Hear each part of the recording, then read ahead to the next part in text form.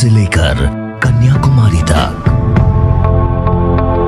गुजरात से लेकर अरुणाचल तक,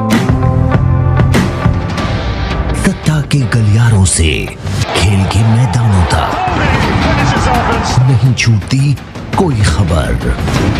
सबसे सटीक, सबसे दमदार। अगर आप भी लेना चाहते हैं देश दुनिया की तमाम जानकारी तो आज ही सब्सक्राइब करें हमारे चैनल को। साथ ही नीचे दिए बेल आइकन को जरूर दबाएं ताकि हर अपडेट आप तक पहुंच सके। एक लड़की रोते हुए थाने में पहुंचती है, सिपाहियों से दरोगा जी के रूम का पता पूछती है और फिर जो आप बीती बताती है उसे सुनकर हर पुलिस वाले की आंखों में आंसू आ जाते हैं। वो बताती है, साहब मैं यही की एक कॉलोनी में रहती हूँ। जिस दिन मेरी माँ की मौत हुई उसके दूसरे ही दिन मेरे पिता ने मेरे साथ वो किया जो उन्हें नहीं करना चाहिए था। बात यही नहीं रुकी, मैं छोटी थी, सब सहती रही। 6 साल से उनके गलत कामों को सहती रही। 3 बार प्रेग्नेंट भी हुई, तब घर वालों ने जबरन समझा बुझाकर एबॉर्शन करवा दिया। लेकिन एक दिन हिम्मत करके खुद ही खुद का वीडियो बनाया, रिश्तेदारों को उसे दिखाया। दिखाते हुए खुद पर शर्म भी आ रही थी और बदनसीबी पर रोना भी आ रहा था। लगा था रिश्तेदार समझाएंगे और मेरा बाप मान जाएगा, लेकिन ऐसा नहीं हुआ। वो फिर और बुरी तरह चढ़ गए और 2 दिन पहले तो ऐसी हालत हो गई कि मुझे ही मारपीट कर घर से निकाल दिया। इतना कहते कहते लड़की जोर जोर से रोने लगती है। वहां बैठे कई पुलिस वाले भावुक हो जाते हैं। तुरंत बात एसीपी ज्ञान प्रकाश राय तक पहुंचती है।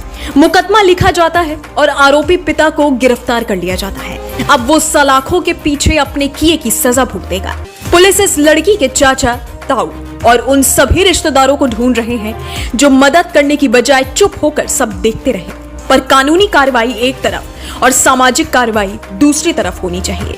हमारे देश में निर्भया मामले जैसे आरोपियों को भी वकील मिल जाते हैं, उनका भी बचाव किया जाता है।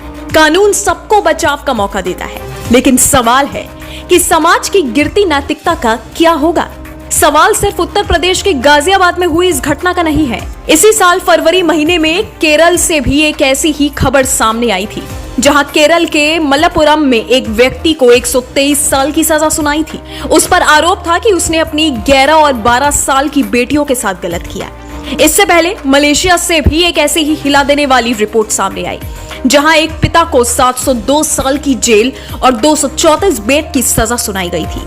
जिसके बाद कई लोगों के दिमाग में ये सवाल उठे थे कि आज इंसान की उम्र तो 80 से 100 साल की होती है, इससे ज्यादा तो कोई जिंदा रहता नहीं। फिर 702 साल और 123 साल की सजा सुनाने का क्या मतलब है? आखिर जब ये सजा जज साहब लिख रहे होते हैं तो उनके दिमाग में क्या चल रहा होता है? तो इसे समझने के लिए आपको कुछ आंकड़े दिखाते हैं।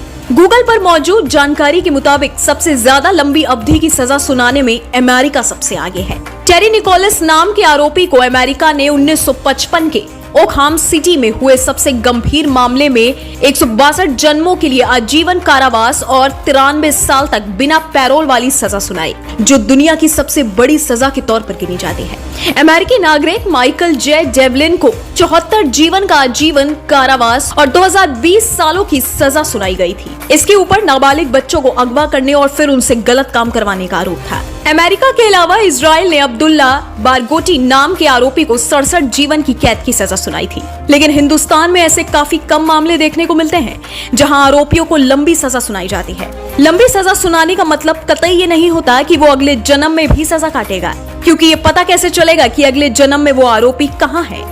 ना तो उसे पकड़ने वाली पुलिस वो होगी, ना सजा सुनाने वाले वो जज होंगे। ऐसे में इतनी लंबी सजा सुनाने का मकसद होता है आरोपी को ये बताना कि तुमने जो किया है वो काफी खतरनाक है और इसके लिए तुम्हें जितनी सजा दी जाए उतनी कम है।